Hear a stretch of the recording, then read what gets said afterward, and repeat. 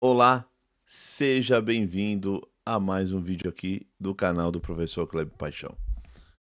Sou o Professor Kleber Paixão, você já aqui me acompanha e ajuda esse canal a crescer, ajuda esse canal a divulgar boa teologia, teologia saudável.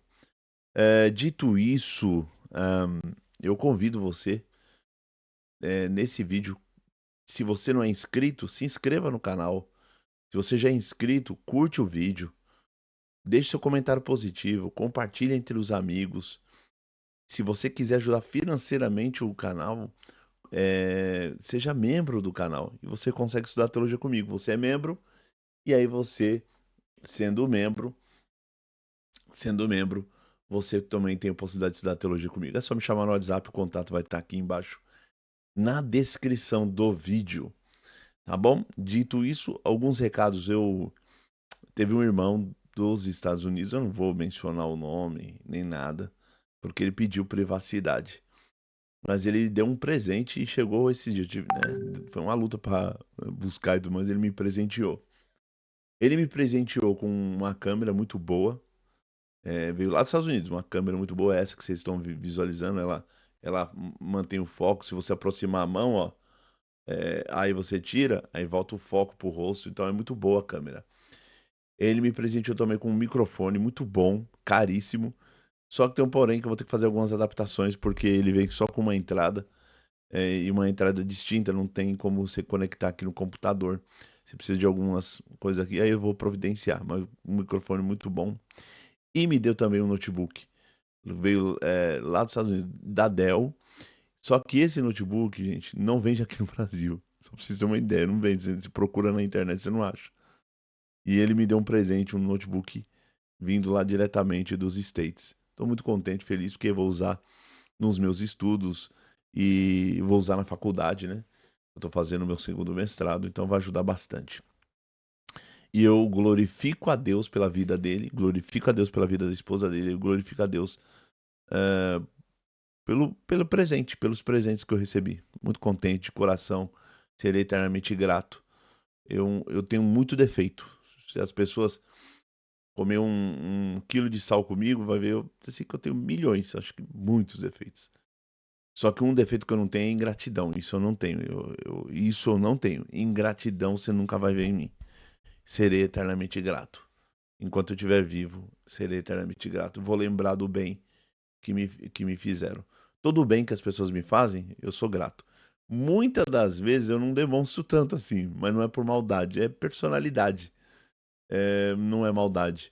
Então, mas eu sou grato. Sou grato, fico muito feliz com as bênçãos de que Deus, através dos irmãos, me alcança. Então, muito feliz.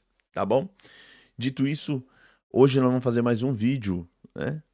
E antes, eu lembrei de um outro recado. Eu criei um novo canal, hoje eu criei. E eu vou deixar o link dele, do novo canal. Você vai clicar lá, você vai se inscrever naquele canal. Faz essa gentileza, se inscreva naquele canal. Já postei 2 vídeos, os vídeos são antigos. Por quê? Porque eu ainda não tive tempo de gravar. Mas postei 2 vídeos antigos. Se você já assistiu esses vídeos, você curte e deixa seu comentário. E se inscreva no canal. Se você ainda não assistiu, você se inscreva no canal, curte, compartilha e assista o vídeo. Lá naquele novo canal vai ter uma modalidade muito boa que é para quem vai prestar vestibular, para quem vai prestar Enem. Eu vou criar uma playlist só sobre introdução à filosofia. Então a pessoa tem noções de filosofia, sociologia, antropologia. Por quê? Porque no ensino médio essa grade diminuiu. Só que o governo, ele pede, no Enem ele pede. Né? A carga horária de filosofia e sociologia diminuiu e prejudicou muitos professores. Mas aí eles exigem isso dos alunos, né? Eles exigem isso no Enem. E aí você pode indicar para o seu filho assistir, seu filho, seu neto assistir, se ele for prestar o Enem, se ele for prestar uma FUVEST da vida, ele tem uma noção de filosofia e sociologia. Então eu vou começar esse projeto também lá no novo canal. E se esse canal em algum momento alguém barrar, hoje mesmo eu recebi um e-mail lá do Google, é terrível. Eles dão respostas automáticas, eu não sei mais nem o que fazer. Se esse canal em algum momento for barrado, tem esse novo canal lá pra gente trabalhar, tá bom? Ah, Kleber, mas vai começar tudo de novo? Sim, a gente começa tudo de novo. Na vida, a gente não tem tempo pra chorar, irmão. Se você parar pra chorar, a vida te engole. Te engole. Esse dia eu peguei um Uber, tava indo, né, pro mestrado, peguei um Uber. E não fiquei trocando ideia com um camarada e percebe que ele é meio doidão, assim, da correria do dia a dia da vida. E ele tava falando a respeito disso. Não dá tempo de chorar. Pobre não tem tempo de chorar. Rico ainda tem um tempo, fica chorando, lamentando a vida. Não, o pobre não. O pobre, se ele chorar o aluguel atrás, se ele chorar a água de luz aumenta, aí não tem tempo. Tem dívida pra pagar, tem um monte de coisa pra fazer. Então não tenho tempo pra chorar. Se o canal do YouTube der problema, eu tenho um novo canal. Então faça essa gentileza. Vai, clica no link, vai no novo canal. A capa vai estar igual a esse aqui, as fotos vai estar igual a esse aqui, não tem problema. Aí você clica no novo, você vai ver lá que só tem 2 vídeos. Então se inscreva no canal, clica nos vídeos. Se você assistiu esses vídeos, você vai clicar como... Coloca lá um joinha e coloca lá um comentário positivo. E agora, se você não assistiu aqueles vídeos, você assiste o vídeo, curte ele, compartilha, deixe seu comentário e se inscreva no canal. Ajuda lá o canal a crescer, tá bom? Vai ter muita coisa de teologia lá também e vai ter filosofia para um outro público, né? Para um público mais jovem também. Dito isso, e esse canal aqui vai continuar. Enquanto Deus der graça, ele continua, tá? A não ser que um dia o Google barrar. E aí eu já não posso fazer nada, eu não tenho tempo pra ir atrás de advogado, fazer um monte de coisa. Não tenho tempo. Sinceridade, eu não tenho. Tá bom? Dito isso, gente, bora lá. Pergunte ao teólogo. É um modelo que muita gente tá gostando. E eu vou trabalhar essas questões. Vamos lá. Tem muita pergunta boa. Teve uma pergunta aqui. Sim. A pessoa tá perguntando se um dia eu saísse da congregação, vamos supor, eu não queria mais estar na congregação cristã no Brasil, se eu me tornaria um crítico, né? Me tornaria um crítico ácido, a pessoa batendo, chamando de seita e tudo mais e tal. Vou deixar o meu parecer aqui. Eu entendo os críticos, eu não concordo com muita coisa que eles dizem, mas tem muitas coisas que eles dizem realmente tem fundamento. Isso é um fato. Mas eu não concordo com algumas falas que eles fazem. Mas eu creio que eles têm todo o direito de falar. É um direito que eles têm. E eu vou lutar pelo direito de todos falarem. Por quê? Nós somos, entre aspas, uma democracia.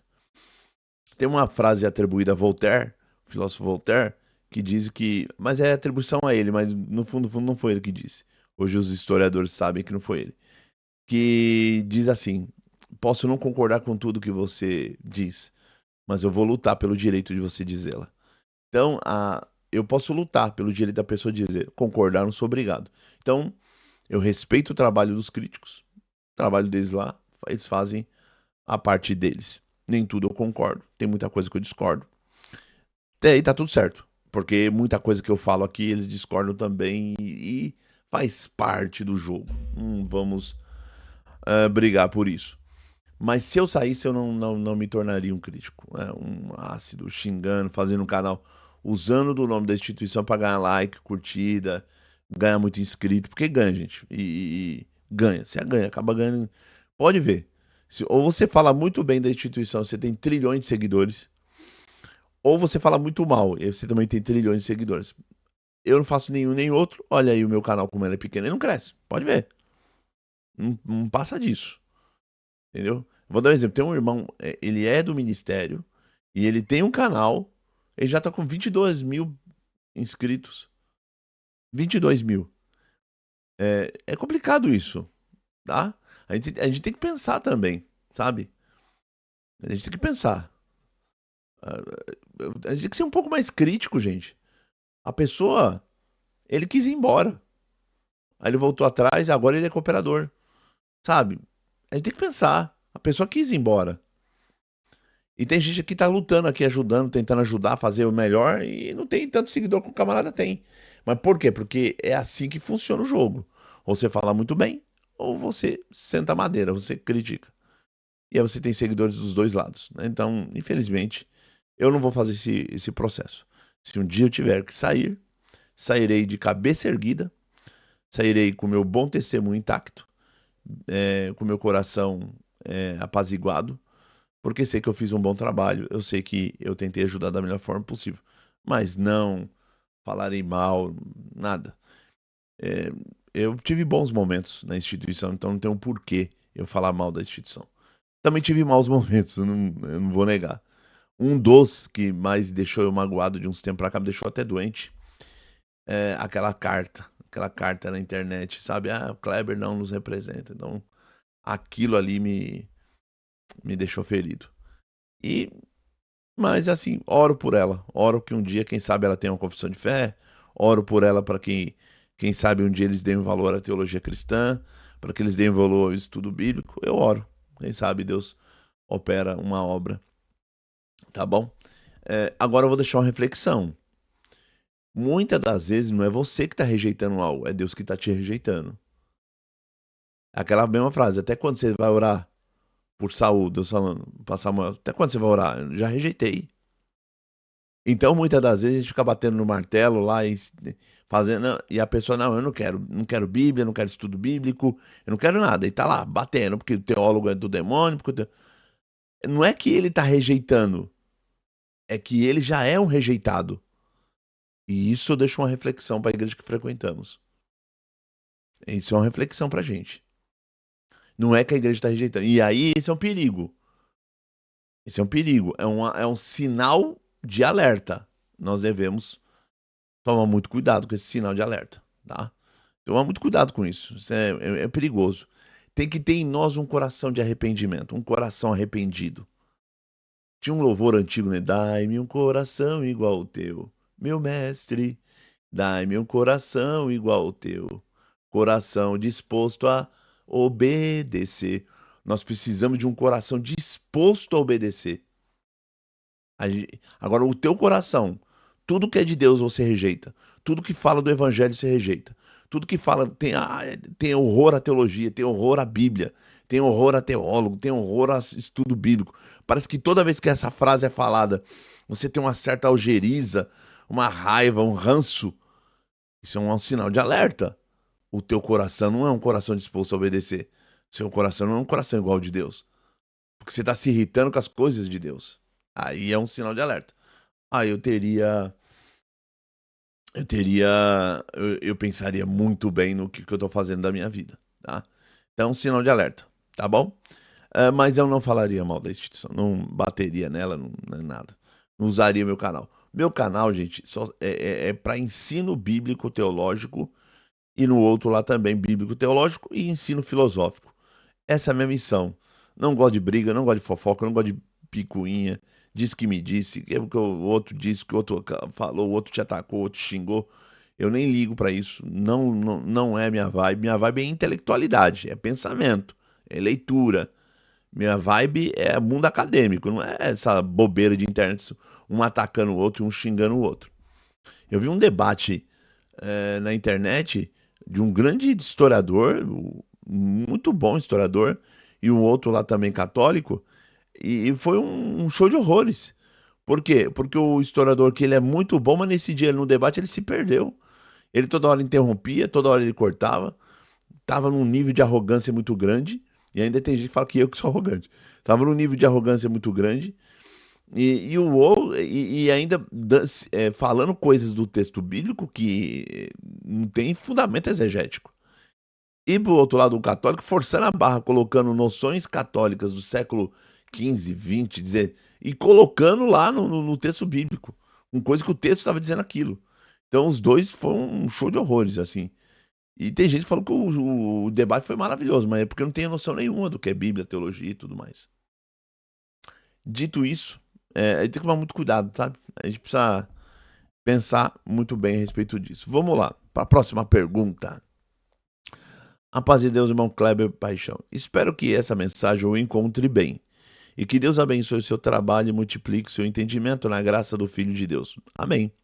Segue abaixo uma pergunta que eu gostaria, se possível, fosse abordada no seu canal no YouTube, no quadro de perguntas e respostas. Pergunta escatológica sobre o tópico 11 e 12. Provavelmente ele está falando que o tópico são os pontos de doutrina da Congregação Cristã Brasil, da igreja que frequentamos. Conversando com alguns irmãos sobre os tópicos 11 e 12, congregação, fica evidente que a denominação não se posiciona sobre o arrebatamento da igreja.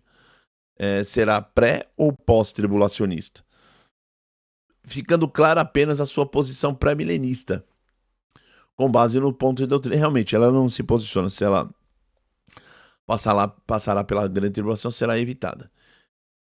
As falas que você vê nas pregações dos irmãos, até dos mais antigos, você percebe que é uma fala que a igreja passará pela tribulação.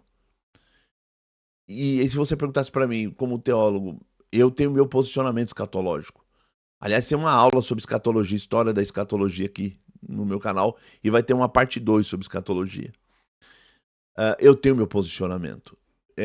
Eu sou amilenista, eu não creio no milênio literal. E eu sou pós-tribulacionista. A igreja passa pela tribulação. Ela passa. Então, nesse sentido, né, na tradição oral dentro da denominação, que ela é mais pós-tribulacionista, eu concordaria com ela. Se ela colocasse isso no documento oficial, eu assinaria embaixo. Kleber, mas tem a gente que vai discordar. Aí tudo bem, tá tudo certo. A discussão escatológica está no segundo plano dentro da teologia. É algo secundário. O importante é que Cristo vai voltar. Isso é um fato. E vai vir buscar a sua igreja. Tá bom? Então, ele fala, ficando clara apenas a sua posição pré-milenista. Isso é verdade. Com base nos pontos de doutrina e ensinamentos da CCB, qual seria o posicionamento mais coerente a ser inferido? Depende. Tem gente que vai ser milenista, tem gente que vai ser pré-tribulacionista, tem gente que vai ser um monte de coisa. Depende muito. E aí vai do gosto do cliente, vai do gosto do teólogo. Eu, como cristão e teólogo, eu entendo que realmente eu não tenho, aliás, eu não vejo um milênio literal ali no Apocalipse. Isso é um ponto. Não, aí você pega teólogos como na internet aí, o Iago Martins, ele discorda do amilênio, ele fala que o amilênio tem várias lacunas. Os outros posicionamentos também têm várias lacunas, vários hiatos que ainda não são sanados. Eu acredito que a igreja passa pela tribulação. Então, se eu fosse colocar isso no documento, eu colocaria isso. Tá? Porque é o que está mais claro ali no texto bíblico. Tá? Mas tem gente que vai discordar. Tem gente que vai achar que realmente vai ter um arrebatamento secreto, que Jesus vai vir 2 vezes para buscar a igreja. E aí eu não sou muito fã dessa história, não. Aí ele fala assim, outra questão escatológica é sobre a possível divisão entre reino de Deus para os reinantes que seriam arrebatados e o paraíso para os salvos que passaram pela grande tribulação, sendo salvos no juízo final. Segundo alguns irmãos da CB, inclusive no ministério, haveria essa divisão entre o reino de Deus, ponto 11, e o paraíso, ponto 12. Então isso é de uma grande baboseira que alguém inventou na internet, um bando de gente abraçou isso. Isso é de uma ignorância teológica bíblica que não tem tamanho. Isso não tem base bíblica nenhuma, em lugar nenhum.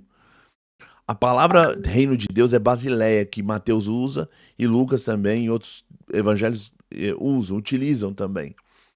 A concepção que Jesus tem de reino, ele está implantando esse reino. O reino já foi implantado.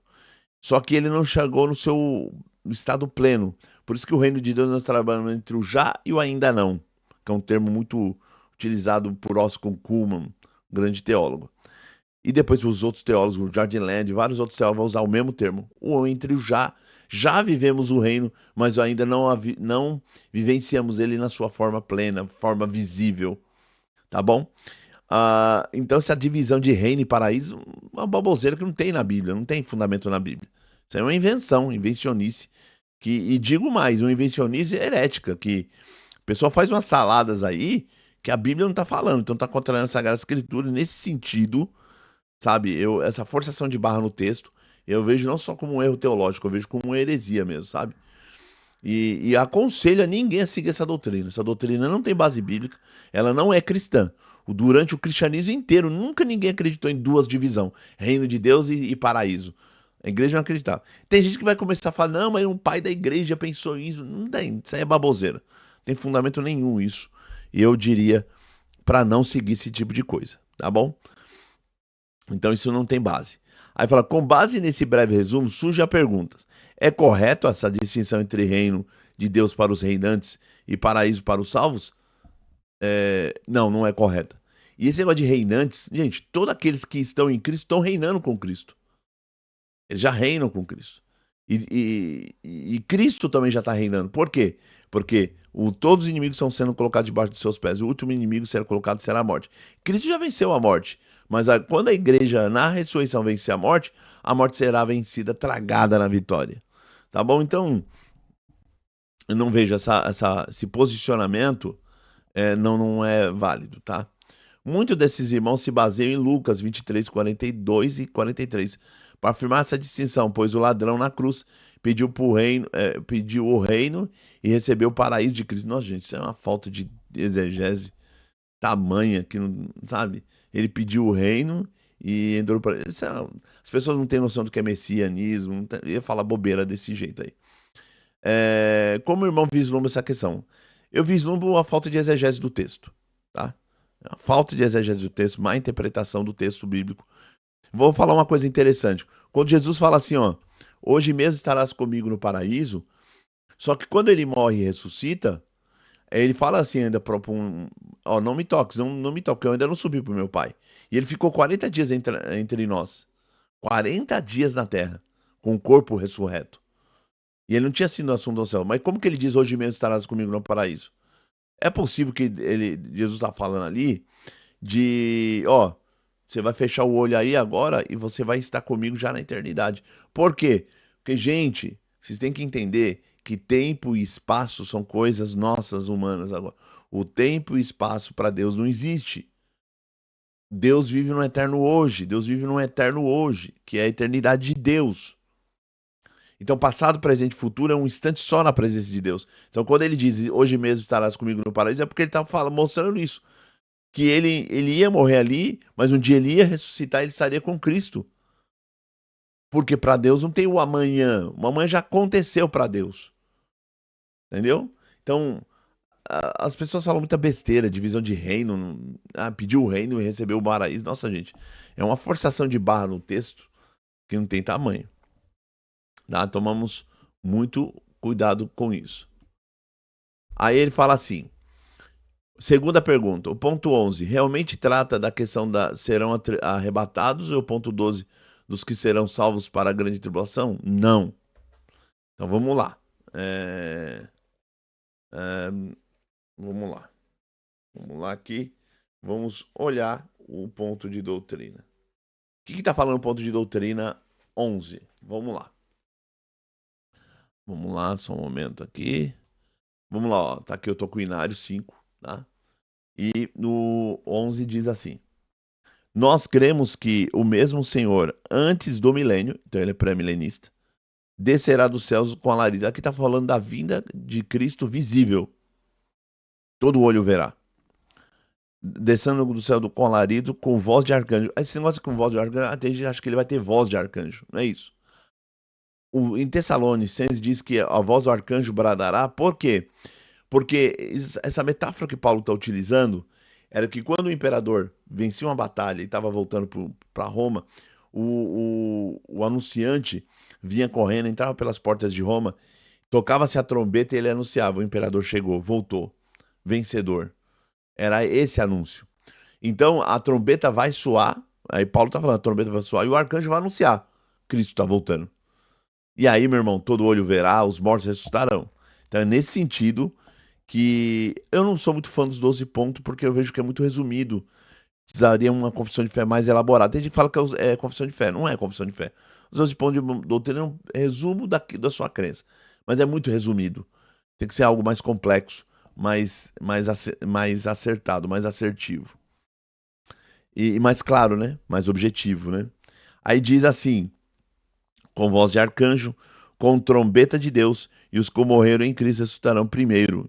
O texto diz isso. A trombeta toca, os mortos ressuscitarão. E os que estiverem vivos serão transformados num abrir e piscar de olhos. Tá certo o que está escrito aqui. Aí fala, ressuscitarão primeiro. Depois, nós, os que ficarmos vivos, seremos arrebatados juntamente com ele nas nuvens. Né? Que é o texto está dizendo, né? Serão resgatados, resbatados. E encontraremos com ele nas nuvens. Encontraremos com o Senhor nos ares e assim estaremos sempre com o Senhor.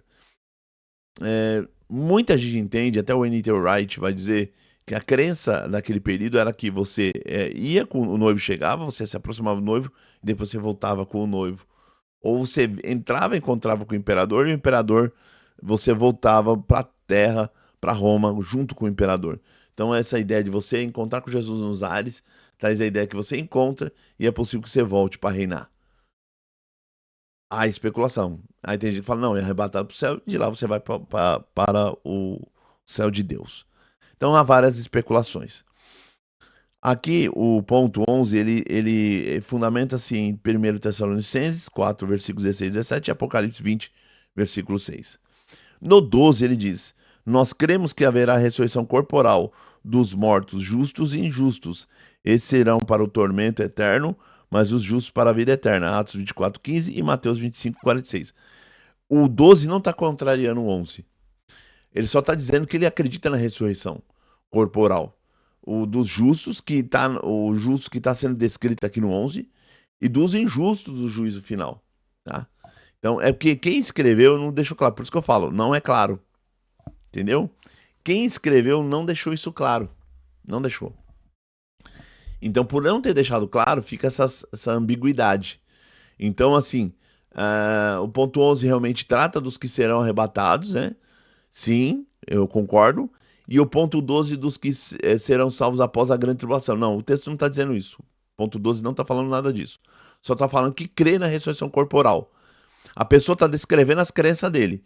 Quando ele começa a descrever a crença na ressurreição, ele fala, eu creio na ressurreição corporal, dos justos e dos injustos. Tá? Mas esse dos justos já aconteceu ali no que o 11 está mencionando, quando a trombeta soa. Tá? Então não está falando de grande tribulação, pós-grande tribulação. Não está dizendo nada disso. Ah, mas alguém falou, alguém disse, alguém comentou. Se falou e comentou, não tem base nenhuma. Não sabe do que está falando. Considerando que a CCB não tem uma posição formal sobre o arrebatamento, ser pré ou pós-tribulacionista, como essa interpretação sobre a divisão entre reino e paraíso se sustenta? Não se sustenta nem sendo pós ou pré-tribulacionista. Não se sustenta porque não é assim que se faz exegese entendendo o conceito de reino. O conceito de reino que é Basileia não é desse jeito que o povo força a barra. Essa divisão de reino, de paraíso, não é assim, gente. A teologia cristã não trabalha desse jeito. Quer uma obra, uma literatura para ler? Leia George Land, Teologia do Novo Testamento. E leia também Teologia do Novo Testamento do Marshall. Leia isso. Só leia. Aí depois você vai compreender melhor sobre o conceito de reino, tá, gente?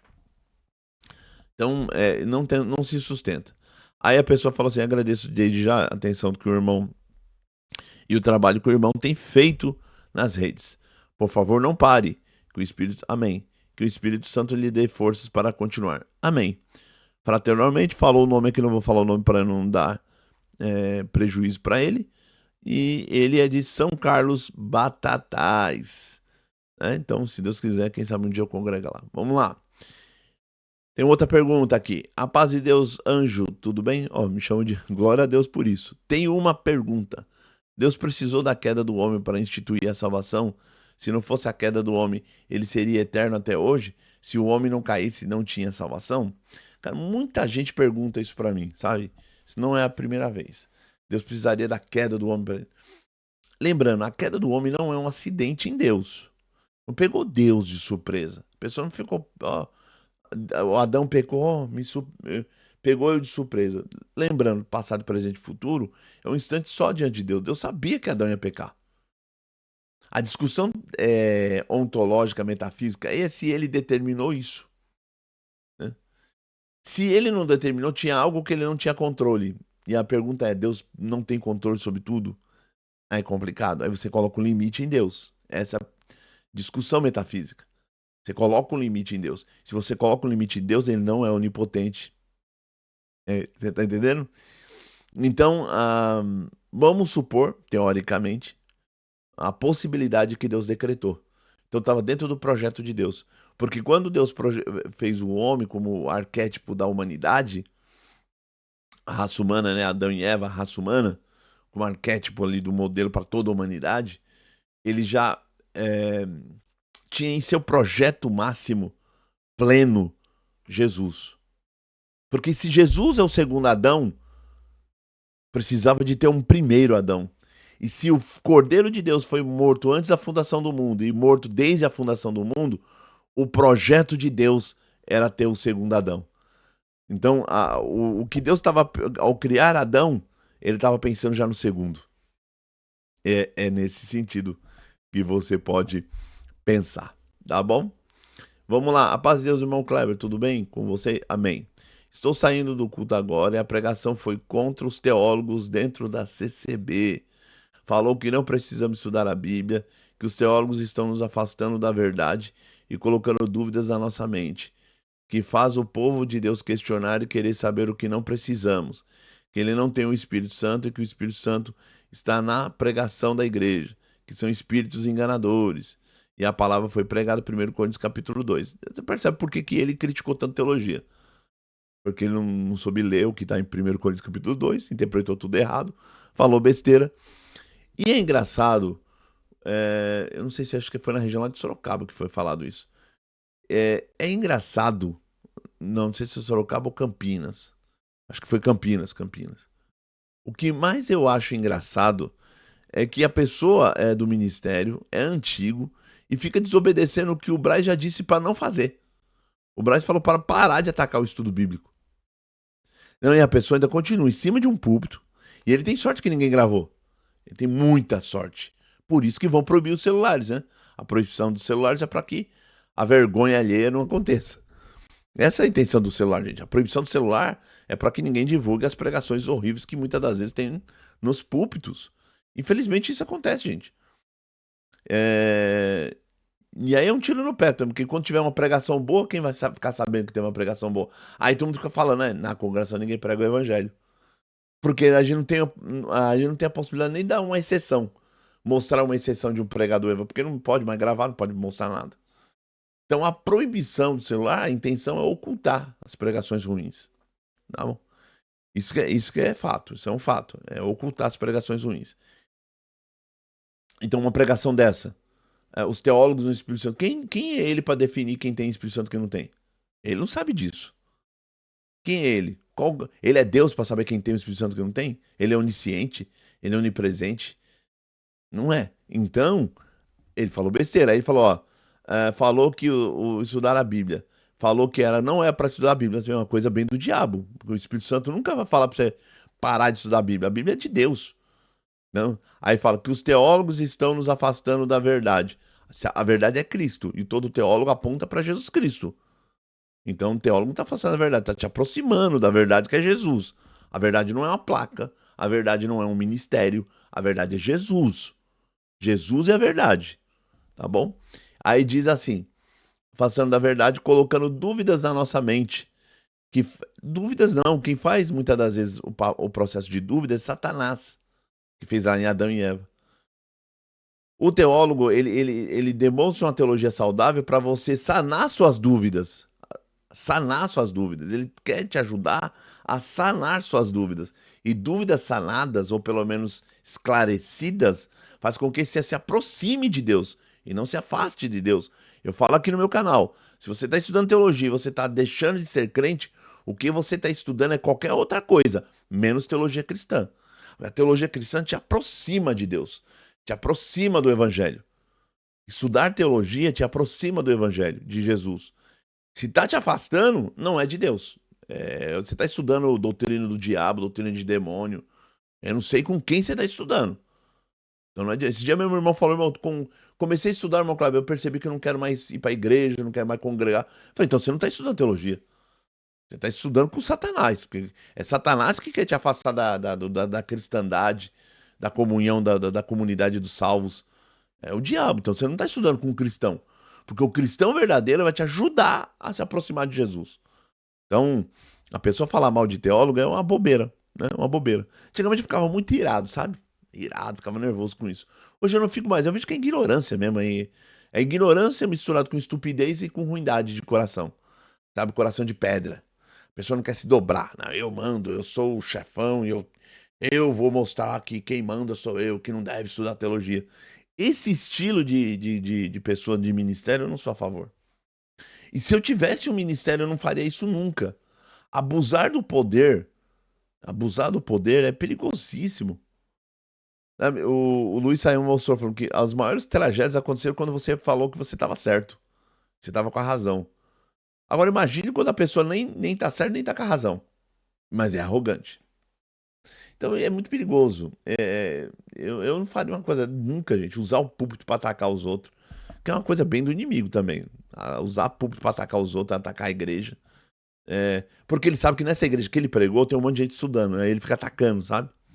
É, devia ter uma comissão para examinar esse tipo de culto. E chamar esse irmão no canto e falar, irmão, quanto mais você faz isso, tem assédio moral, pode gerar crime para a igreja, processos, a pessoa pode chamar a polícia. Você está expondo as pessoas ao público, é crimes que você está cometendo. Alguém poderia repreender ele. Mas não acontece, gente. A pessoa faz isso, continua lá tranquilamente, ninguém fala nada. É essas coisas que eu fico impressionado. Aí fala assim, querer saber o que não precisamos. Não, a pessoa quer saber o que realmente ela precisa. O conhecimento bíblico, ele é essencial, ele é necessário para o aprendizado cristão. Então esse negócio de dizer que está querendo procurar saber o que não precisa, quem, quem criou esse critério para dizer o que não precisa? Aliás, a Bíblia diz que você precisa. A Sagrada Escritura, o meu povo é destruído porque lhe faltou conhecimento. Então a Bíblia está dizendo que você precisa. Ter um conhecimento mais claro e objetivo de Deus, a Bíblia aponta que você precisa. A Bíblia não diz que não é necessário ou é irrelevante. Então, essas coisas que acontecem na igreja que eu fico triste. Que eles não têm o Espírito Santo. A pessoa ainda acha que o teólogo não tem o Espírito Santo. Ele pode dizer isso, ele tem que dizer que a pessoa não é convertida. Porque só os não convertidos não têm o Espírito Santo. Se ele é teólogo e ele é cristão, ele é convertido, ele tem o Espírito Santo. Ponto. Então, aí fala, e que o Espírito Santo está na pregação na igreja, e que os teólogos são espíritos enganadores. Você vê que é Satanás falando na boca dele, não é o Espírito Santo. Isso aí não. Ó, se você estava num culto e viu essa pessoa falando desse jeito, foi o diabo que falou na boca dele, não foi o Espírito Santo. Falo com certeza disso. Aí foi Satanás que falou na boca dele. Atacando a Sagrada Escritura, atacando o estudo, atacando o Evangelho, foi o diabo, não foi o Espírito Santo. Quando você estiver numa igreja sendo pregado o evangelho, fique. Se você está dentro de uma igreja que a pessoa começa a atacar o evangelho, gente, tem duas coisas. Quando acabou o culto, você ir lá e repreender ele em nome de Jesus. Não faça no meio do culto, porque é crime interromper culto público. É crime. Não faça isso. Mas acabou o culto, vai lá e repreender ele em nome de Jesus. Ponto dele para falar, em nome do Senhor Jesus, seja repreendido o mal que está manifestando na tua boca. Repreende. Ou tendo outra opção, não fique engolindo esses desaforos. Levanta, sai andando. Levanta, sai andando. Levanta, sai andando. Ponto. Eu vou dar um exemplo. Eu estava num culto quando eu era moço. Na época não tinha nem internet. Eu tenho testemunha disso que eu vou falar. O pregador começou a falar um monte de besteira. Pregador famoso. Falando um monte de besteira. Falando que você podia, quem sabe, muitas das dependendo se a pessoa fosse casada, ver pornografia, que não teria problema nenhum. Ele falou em cima do púlpito. Na hora que ele falou isso, eu levantei, peguei minha mala e fui embora. Fui embora. Eu tenho testemunho. Uma das pessoas que hoje tava comigo nesse culto, hoje ele é diácono. E ele estava nesse culto comigo. E ele sabe do que eu tô falando. Então eu não tô mentindo.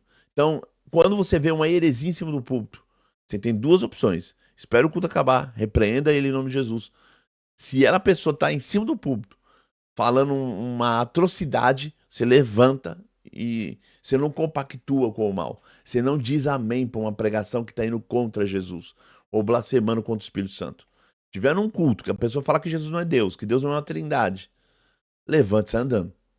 Ou fica e quando acaba o culto, a repreenda no nome do Senhor Jesus. A pessoa tem que ser repreendido. Isso é um absurdo, gente, essas falas.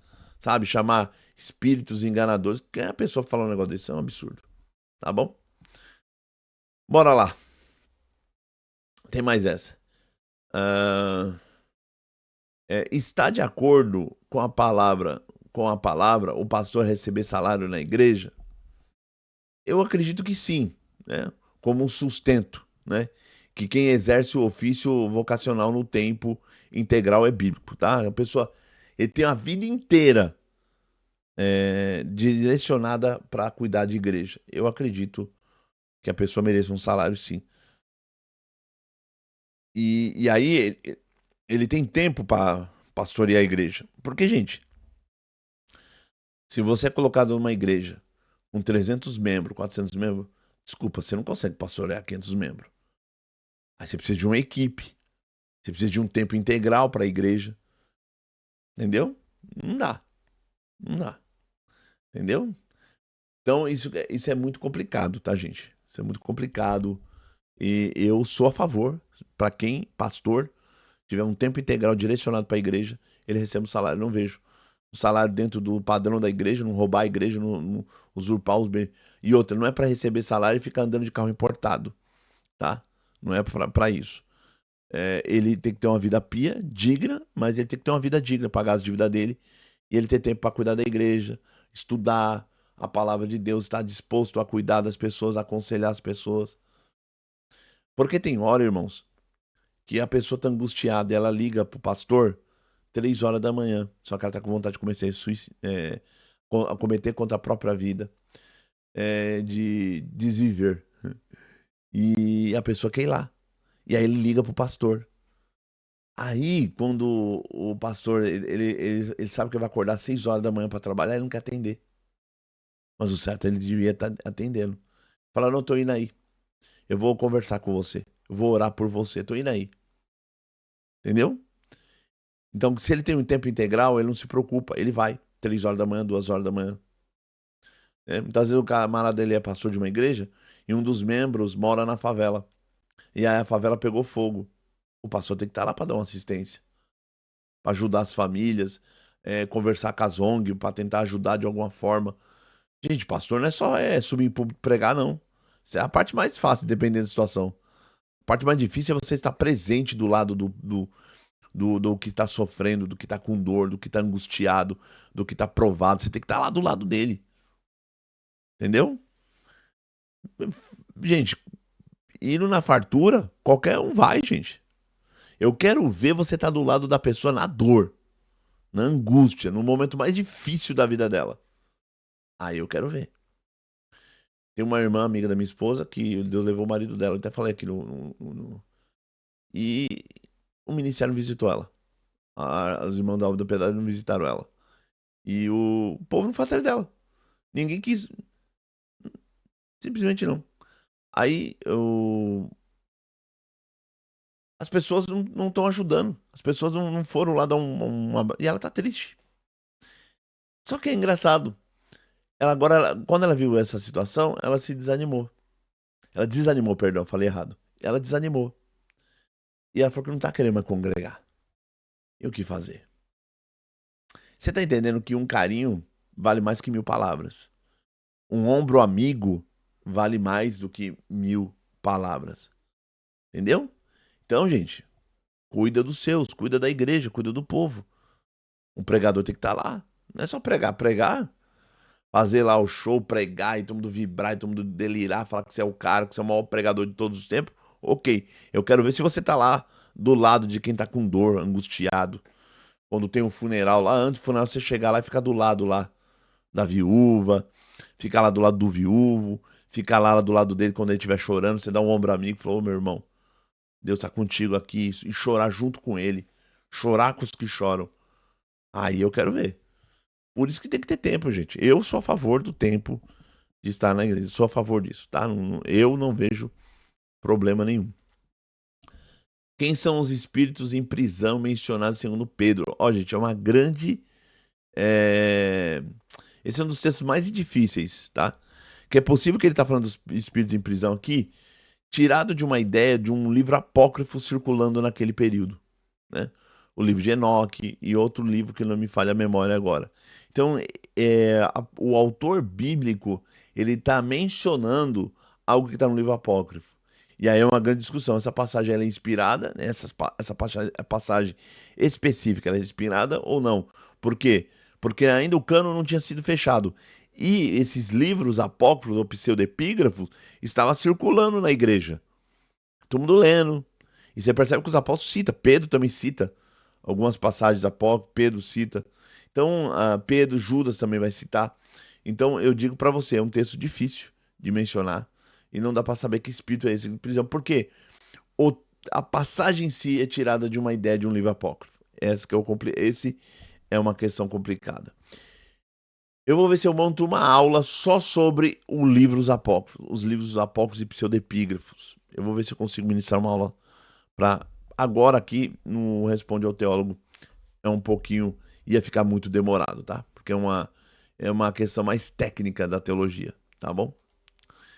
Aí a pessoa perguntou, irmão Kleber, uma pergunta ao pergunte ao teólogo. Abre aspas. Se Lúcifer significa portador da luz e no latim original se refere a Cristo, é o que traz a luz de Deus, por que na religião não... eu respondi essa.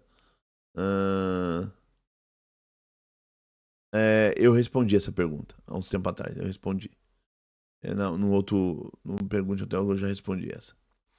Aí outra pergunta. Amo seus vídeos, irmão. Outra pergunta ao teólogo. Se sempre teve gente que saiu da igreja, X ou Y, por que agora na internet falam que está havendo grande êxodo na igreja A ou B? É apenas polemização? Toda igreja que eu vou, eu passo em frente. Já respondi, mas vou responder novamente. Está existindo um êxodo, tá? Mas eu acho que os caras fazem uma super dimensão. Mas que tem muita gente indo embora, tem, tá? Isso é um fato. Mas eu já respondi essa pergunta no outro vídeo. Dá uma olhada lá. Vai lá nos outros vídeos pra verificar. Deixa eu ver aqui. Teve uma pessoa que perguntou aqui. Vocês acreditam na doutrina do inferno eterno? Eu nasci em uma igreja pentecostal e o principal motivo que me fez abandonar a igreja e a fé cristã foi essa crença perversa. Então, na verdade, ninguém tem um motivo para abandonar a fé cristã. Se você abandona a fé cristã é porque você não era convertido. Você não era convertido. Por você não convertido, por isso que você abandona a fé cristã. Agora você fica criando subterfúgio para legitimar a sua saída da fé cristã. Não estou falando de igreja. Da fé cristã. Quando você larga a fé cristã, é porque você tá. E aí você cria um motivo, porque o irmão era feio, porque o nariz do outro era grande. Você está criando um motivo para legitimar a tua saída. Mas a sua saída, teologicamente dizendo, a sua saída tem um motivo só, porque você não era convertido. Por que quem convertido fica na fé cristã? Aí fala, o motivo que me faz abandonar a igreja e a fé cristã foi essa crença perversa. Não, não é uma crença perversa, é uma crença. Eu jamais conseguiria ser feliz no céu, sabendo que bilhões de pessoas estariam sofrendo no inferno. Então, vamos supor que realmente o inferno exista, teologicamente, biblicamente. Quando você estiver no céu, você não vai saber da dor. Porque lá na eternidade, a vida com Deus na eternidade, não haverá dor, não haverá lágrima, não haverá choro. Não haverá arrependimento, não haverá rancor. Não haverá. Esses sentimentos supérfluos e fracos não haverá lá. Para quem está com um novo corpo ressurreto, não haverá essas marcas que o pecado deixa na humanidade. A dor, o choro, o arrependimento, a inveja, todo tipo de sentimento. Então você vai estar na eternidade desfrutando, se alegrando. E se você tiver uma noção do que é o inferno, você vai ter uma noção de que Deus é justo. Nefasto seria a ideia de que você viveu uma vida pia, uma vida santa e cristã, e você vai entrar no mesmo céu que a pessoa que matou, roubou, fez maldades, atrocidades e foi pro céu. E aí você estaria crendo num universalismo, ou seja, a crença que Deus vai salvar no final de todo. Deus vai salvar todo mundo. Então tem que tomar muito cuidado com isso, tá, gente? E na verdade nem é o inferno, é o lago de fogo ardente que o Apocalipse menciona. Aí fala: ninguém merece esse sofrimento eterno, nem mesmo o pior do ser humano que tenha pisado nessa terra, nem o próprio diabo, se existisse. Não, então você tem que definir se ele existe ou não. Se ele existe, ele largou a eternidade, ele se levantou contra o próprio Deus. Você acha que isso não tá tudo certo? Você acha que isso é certo? Ele se rebelou contra o próprio Deus. E aí você acha certo? Então você não tem noção do que é justiça. Porque o conceito de justiça medieval, que eu gosto muito, filosoficamente, era dar a cada um o que lhe é devido. O que você acha devido com alguém que abandona e que pisa no que é sagrado, no que é santo? e abandona o Deus que criou ele, o que você acha que merece? Então, o problema seu não é a questão do diabo ou do inferno, é a questão que você não entende muito bem o que é justiça de Deus.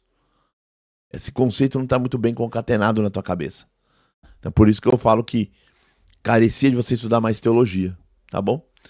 Aí fala, nem o próprio diabo se existisse. Isso é muita crueldade. Imagina uma mãe chegar no céu e descobrir que seu filho não está lá. Então, na verdade, não vai ter essa descoberta. Não vai ter esse arrependimento, esse rancor, essa dor. Não vai existir. Toda lágrima será enxugada. Entendeu? Não haverá.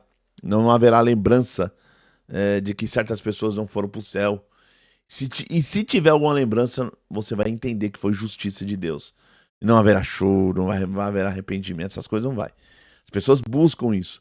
Você está apontando para algo eterno, coisa que não vai existir na eternidade. Você parte de um pressuposto que na eternidade vai ter todos esses sentimentos.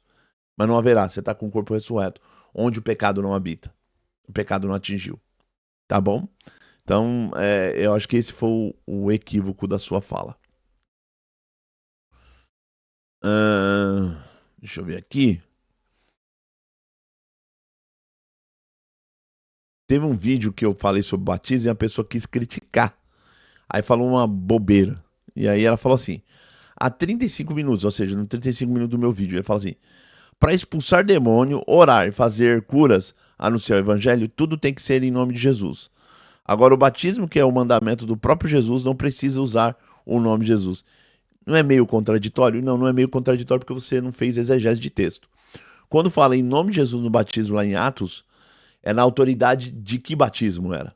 E eu expliquei isso no vídeo. Parece que você não assistiu o vídeo. É no nome da autoridade. Agora, a igreja primitiva entendeu que a fórmula batismal era trinitária, o nome do Pai, do Filho e do Espírito Santo. Você não está falando que não é o nome de Jesus. O Filho está lá. Jesus não é o Filho? É. E quando você diz o nome do Pai, do Filho, você já está pressupondo que é o nome desse Filho, desse Jesus, que é o Filho encarnado. O que é Jesus? É Deus encarnado, é o Filho encarnado. Então, quando você fala trinitariamente em nome do Pai, do Filho e do Espírito Santo, você está envolvendo já o Filho.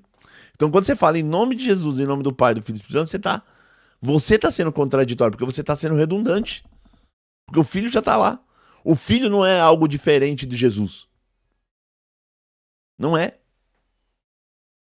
Você está entendendo? Não é diferente. Então, esse é o equívoco. E isso sim seria contraditório. Mas por que que em Atos fala que o batismo tem que ser em nome de Jesus? Porque Deus tinha batido João Batista, de outras pessoas que se diziam apóstolo, de outras pessoas que se diziam Messias. Então tinha vários batismos ali. Em qual autoridade, em nome de quem que está sendo esse batismo? Em nome de Jesus. Você lembra quando Paulo encontra uma turma e fala: vocês foram batizados em nome de quem? Nós conhecemos só o batismo de João Batista. Tá falando que o batismo que eles conheciam na autoridade do João Batista. Eles não conheciam o batismo que era em nome de Jesus. Você tá entendendo? Mas a fórmula batismal que a igreja primitiva entendeu que era bíblica, porque estava lá nas falas de Jesus, e que foi aplicado desde o primeiro século em nome do Pai, do Filho e do Espírito Santo. Isso aí é atestado academicamente, isso aí já é consenso na história do cristianismo, isso é consenso nos estudos do Novo Testamento, consenso nos estudos do cristianismo no primeiro século. E a pessoa fala que é contraditório. Falta só um pouco de estudo, gente, e de bom senso. E de um pouco de humildade, de aprender, sabe? A pessoa não quer aprender. Isso se chama teimosia, tá bom? Mas eu acredito que já respondi. O outro escreveu assim: Paz Deus, paz Deus. Irmandade, peço oração pelo neto do irmão Editon Porteiro do Jardim Bandeirantes. Está não tem problemas de medula. Deus abençoe a todos. Gente, nós vamos orar. Pode ter certeza disso, que vamos apresentar ele na mão de Deus. E Deus tem poder de curá-lo e repreender essa enfermidade, em nome de Jesus. Eu creio nisso, tá bom? E aí eu concordo com a fala de cima. Para expulsar demônio, orar e fazer a cura, em nome de Jesus. Por que em nome? É na autoridade de quem? Na autoridade do Kleber? Não, na autoridade de Jesus. Então, para orar em nome de Jesus, a oração tem que ter um nome de autoridade, em nome de Jesus. Para expulsar demônio, em nome de Jesus. Para cura, expulsar demônio e oração, tudo em nome de Jesus. Porque é uma questão de autoridade. Então, não tenho certeza que em nome de Jesus, Deus vai curar esse menino. Tá bom? Vamos orar por ele. Vamos lá. Aí, a paz de Deus. Meu irmão, tudo bem? O que você me diz do uso do véu? Ó, eu vou deixar a questão do uso do véu.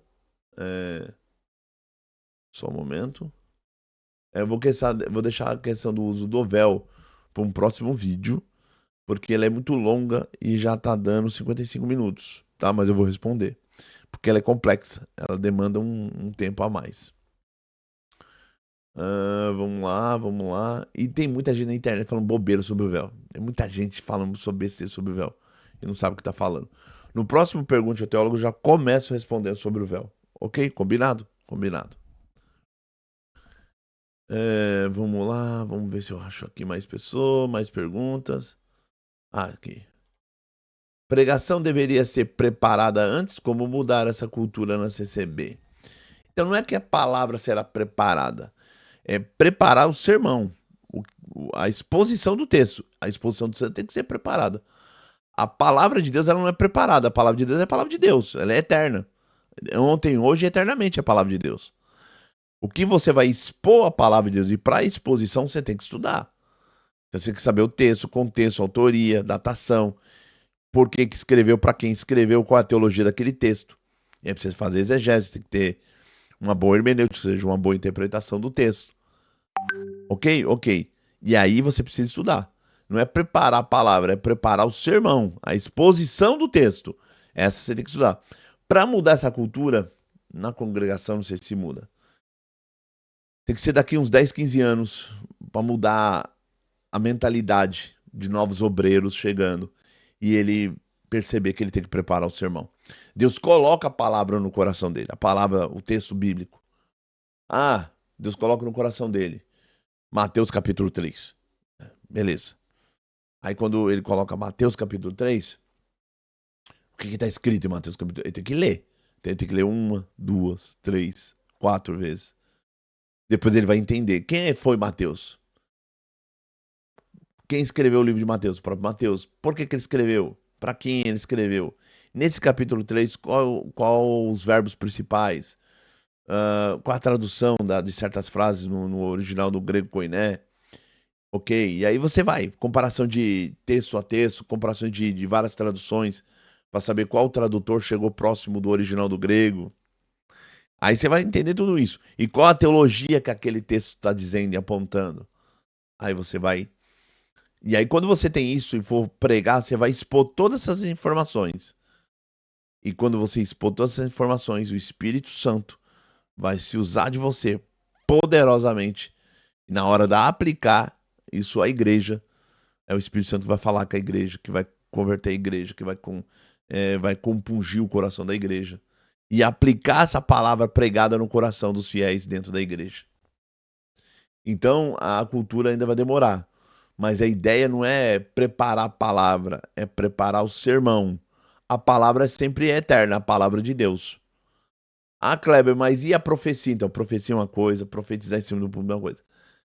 Pregar a palavra de Deus é anunciar, expor o texto, que a Bíblia é a palavra de Deus. Então, você está expondo o texto, você está pregando a palavra. Então, você não vai preparar a palavra, você vai preparar o sermão. Como que eu exponho esse texto? E por quais os motivos que eu estou expondo esse texto na igreja? Ou por que Deus colocou esse texto no meu coração para pregar para a igreja? É nesse sentido, tá bom? Então, vamos lá. Mais uma pergunta. A irmã. A paz de Deus, irmão. Tem uma grande dúvida sobre a revelação da palavra no púlpito. Deus revela na hora mesmo a palavra? A irmã, ela acho que faz microchê. Alguma coisa assim. Então, irmã, o Deus colocar a palavra no teu coração, Deus pode colocar no pode, não vejo isso impossível não. O Espírito Santo faz o que ele quer, ele sopra onde ele quer. Ele pode na hora do púlpito falar, pregue tal palavra, pode. Pode. Mas assim, na maioria das vezes ele sempre faz isso uns dias antes, tal culto você vai pregar essa palavra. E aí cabe o pregador estudar aquela palavra, entender aquela palavra. Kleber, você vai pregar Apocalipse capítulo 2. Ok, mas eu não sei nada do que está escrito lá, eu vou pregar o quê? Só vou ler e tentar lá me embaralhar todo? Não é assim que funciona, entendeu? Mas Deus tem poder de mostrar o texto na hora do culto? Tem, ele faz o que ele quer, ele é soberano. Ele é o Espírito Santo soberano, ele sopra onde ele quer, como diz Jesus. E ele faz o que ele quer. Ele pode fazer isso, mas o Espírito Santo é sábio. Ele vai mostrar esse texto para você dias antes, para você preparar esse sermão e expor o texto para a igreja de forma mais concisa, sistematizada, entendeu? Aí sim. Mas Deus vai falar com a igreja. Não fique em paz, fica tranquilo, que preparar o sermão não quer dizer que o Espírito Santo vai se ausentar da tua pregação. Aliás, ele vai estar mais fixo em ti, mais contundente na igreja, entendeu? Pode ter certeza disso. Aí teve uma outra irmã, tem saúde com a Santa Paz de Deus, irmão Kleber Paixão. Sou inscrito aprendendo bastante. Deus que te abençoe, irmã Veninha. Aí a pessoa escreveu: tenho 62 anos, mas amo aprender com seus ensinos aqui na internet. Deus abençoe você e sua linda família. Estaremos orando por vocês. A irmã Marta, Deus abençoe, irmã. Vamos lá, vamos ver se tem mais. Aqui. Irmão Kleber, a paz de Deus. Estamos orando pelo irmão, família. Continue na guerra. Deus te abençoe. Amém, irmão Paulo. Oséias vai dizer: qual é a opinião do irmão quanto aos irmãos que desobedeceram os ensinamentos? Ele está falando do que eu falei agora há pouco. Tem um ensinamento, né? Tem um ensinamento lá. Não é para falar mais mal de teologia, estudo bíblico. Teve a carta, teve o irmão Salvador lendo em culto público. O irmão Salvador leu. Aí vai lá o bonitão lá em Campinas e xinga os teólogos, xinga o estudo bíblico. Ele é um desobediente. Ele não está apto a obedecer a hierarquia. Eu vou dar um exemplo. Quando eu vou numa entrevista de empresa, eu sempre fiz isso. A pessoa fala para mim assim: Kleber, qual é a sua melhor qualidade? Eu falo: obedecer ordens. Porque se ele tá naquele estado de poder que ele pode mandar, eu não tenho que chegar ali para determinar o que ele faz ou o que ele não faz. Eu vou lá e obedeço. Desde que tá dentro dos conformes, né? Você não vai obedecer qualquer coisa esdrúxula. Mas dentro de um padrão, você vai lá e obedece. Tem gente que não sabe obedecer a hierarquia. Não sabe, gente. Não sabe. Tem que obedecer a hierarquia. Tem uma autoridade máxima, lei eclesiástica, que você tem que obedecer. Só que as pessoas não querem. Vou dar um exemplo. Esse negócio do celular. Eu não concordo com esse negócio de celular. De proibição de celular. Não concordo. Kleber, você vai ser um rebelde, vai lá na hora do quando começar a gravar. Não, não vou fazer isso. Eles não querem que grave. Tudo bem. Fazer o quê? Você concorda, Kleber? Não. Eu acho um retrocesso. Um tiro no pé. Mas é a ordem deles. Fazer o quê? Entendeu? É esse que é o problema que as pessoas não entendem. Entendeu? Tem que obedecer. Então tem muito irmão do ministério que eles não sabem obedecer ao ensinamento. É ensinado no Braz, mas o camarada chega na comum dele, ele desobedece tudo. Isso é sinal de arrogância, de soberba, de falta de humildade e de ruindade no coração, de coração de pedra, que não se converte, não muda. Eu sou assim, eu mando aqui na minha igreja. Uns tempos atrás, um culto que eu fui, lá na Baixada, o irmão falou assim: aqui na minha igreja não tem essas coisas. Eu pensei: oxe, a igreja é dele? A sua igreja? A igreja é de Jesus, meu amigo. Quem morreu na cruz e ressuscitou dentre os mortos ao terceiro dia foi Jesus. Sua igreja? Então tem gente que faz isso. Na minha igreja nem faz isso. Eu já vi um ancião falar assim: na minha igreja eu não dou liberdade para irmão que não tem ministério. Na minha igreja eu não faço isso. Sua igreja? Ah, tá. E eu mesmo não tenho ministério, mas eu entendo que quando o irmão dá liberdade para me pregar, foi o Espírito Santo.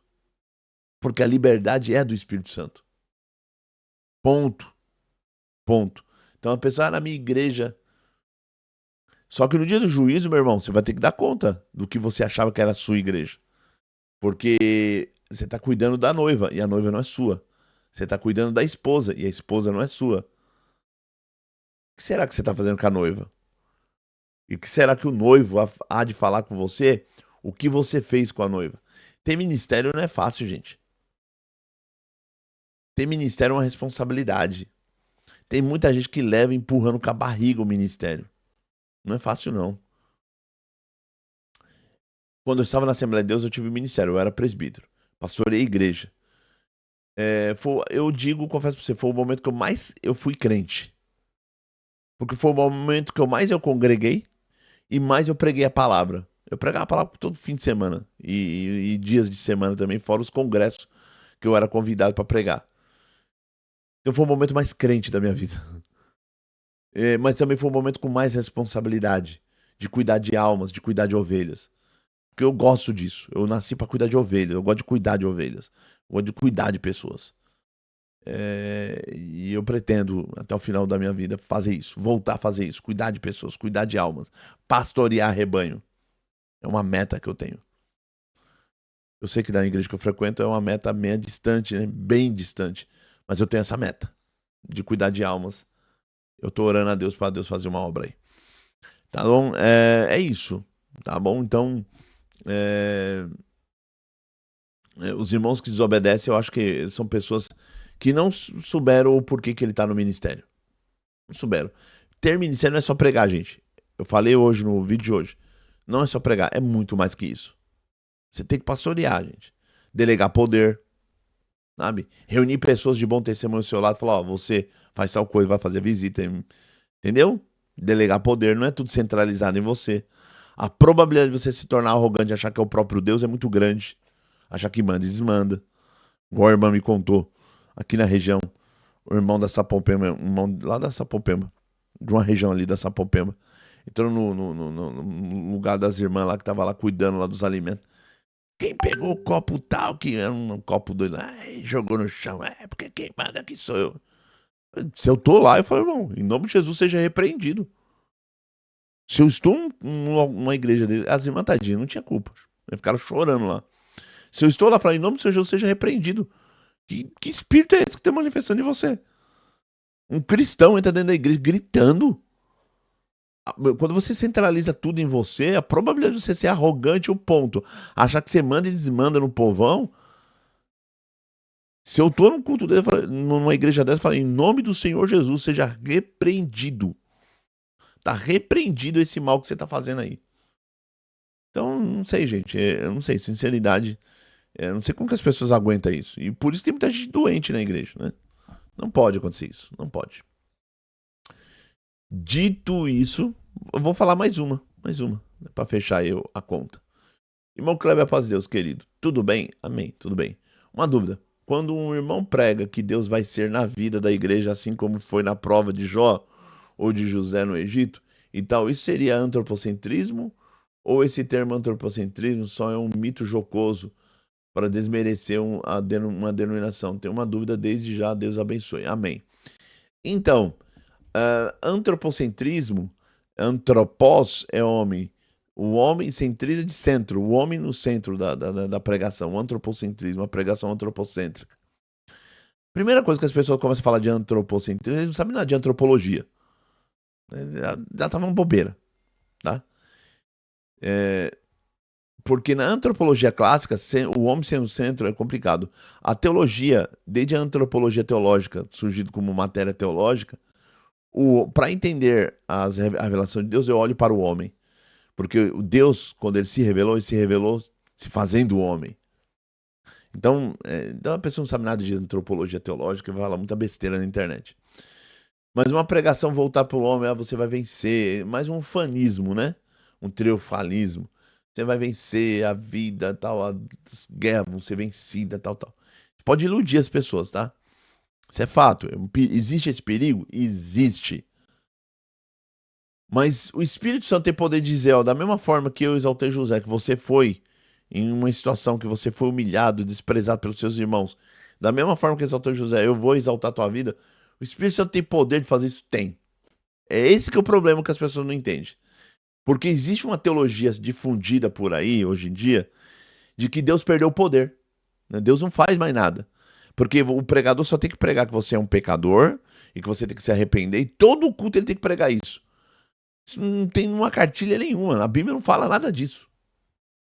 A Bíblia não fala nada disso. Só que tem uma cartilha entre as pessoas da internet. As pessoas da internet ficam falando, não, tem que se arrepender, tem que pregar. Igual esse de um irmão, eu vi um irmão. Eu acho que ele não vai me considerar como irmão, mas eu considero ele como irmão. Ele falando assim que ele tinha um ministério e que tudo que ele pregava no passado era antropocentrismo, e que não era de Deus, que era a carne, que era o inimigo. Então, assim, ele não tinha noção do que ele era. Ele não sabia nem o que ele estava fazendo no ministério. Eu sempre preguei a palavra, eu sempre entendi que foi o Espírito Santo que me usou como um vaso, como um instrumento, como um canal de bênçãos. Desde moço, e vou morrer dizendo que foi o Espírito Santo. Não volta atrás 1 milímetro do que eu preguei, 1 milímetro do que eu profetizei. Porque eu já vi muitas vezes o real cumprimento. E coisas que eu não vi, eu tenho certeza que cumpriu. Porque eu tenho certeza que foi o Espírito Santo. E olha que eu nem ministério eu tenho. Agora a pessoa prega, passa um tempo, não era Deus lá atrás, não era o Espírito Santo que me usava de mim, não. Aí uma pessoa perguntou pra ele, então era quem? Era o diabo? Quem era? Então, assim, não existe isso, tá? Deus tem poder de falar tal coisa? Sim. Como Deus que fomos jovens, você perdeu tudo, passou por um processo difícil. Deus pode ser com você. Deus pode fazer isso? Pode. É aconselhável fazer esse tipo de pregação? Fazer sem uma ponte hermenêutica? Sem uma interpretação? Sem uma exegese? Não, não é aconselhável. O que você aconselharia, Kleber? Vai pregar um texto, faz exegese, interpreta o texto, expõe o texto para a igreja. Agora, se o Espírito Santo quer falar com a igreja, meu irmão, profetizar para a igreja, aí, no pentecostalismo, é outros 500, como dizia meu velho pai. Ah, mas na igreja tradicional não existe. Ok, tranquilo. Mas a aplicação no pentecostalismo é outros 500. Porque nós cremos na atualidade dos dons. Nós cremos na atualidade dos dons, dons como profecia, dons de visão e tudo mais. Então, se o pregador profetizar para a igreja, vou exaltar a tua cabeça, Deus tem poder de exaltar. Se está falando com todos, é possível que não. É possível que está falando com um, com outro. E se você crê pela fé, né? Pela fé, porque a crença é pela fé. Né? Se você crê, pode acontecer na tua vida. Amém a isso. O que as pessoas estão dizendo hoje em dia que Deus diminui o poder. Deus não tem poder de fazer mais nada. E você ficar só pregando ali arrependimento. Ah, você é um pecador, você é um pecador. Gente, a pessoa já sabe que é um pecador. Ele já se arrependeu, ele já se batizou. Então, eu sou todo culto. Você é um pecador. Você é um pecador. Você é um pecador. Esse dia num culto da Batista, lá da minha cunhada, pastor, ele é até formado no Mackenzie, um grande teólogo e tal. E minha cunhada estava lá, minha esposa até foi convidada nesse dia para congregar junto. Minha esposa estava lá, ela viu isso. A pessoa começou a pregar. E ele, como um bom teólogo, exegeta, pregou, interpretou o texto, fez exegese, falou no hebraico, no grego, falou lá. E aí bateu na igreja. É porque você tem que se arrepender, que nós somos pecadores. Você vem aqui atrás de bênção e não existe bênção. E pá, e bateu, e bateu. E eu preguei o genuíno evangelho, o verdadeiro evangelho. E pá, e bateu. A igreja ficou muito triste com aquilo. Eu vi que a igreja, a minha esposa contou que a igreja ficou muito triste. No outro culto, passou, antes de começar a pregar, falou: eu quero pedir perdão para a igreja. Porque eu estava em oração na minha casa e o Espírito Santo falou que eu pequei na presença dele. Que eu, com muita arrogância teológica, eu bati muito na igreja. E bati muito na igreja. E o Espírito Santo falou que eu pequei, que eu estava sendo repreendido naquele momento.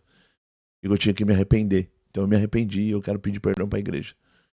Irmãos, aqui é o lugar que o Espírito Santo fala que Deus tem poder para ter misericórdia de você. Deus tem poder, se Ele quer, de mudar a tua vida. Deus tem poder de tirar você da situação de fome, de miséria. É esse lugar que Deus tem lugar para falar. Se não for nesse lugar, vai falar onde? E ele entendeu. E é um pastor batista. Nem pentecostal, é batista clássico.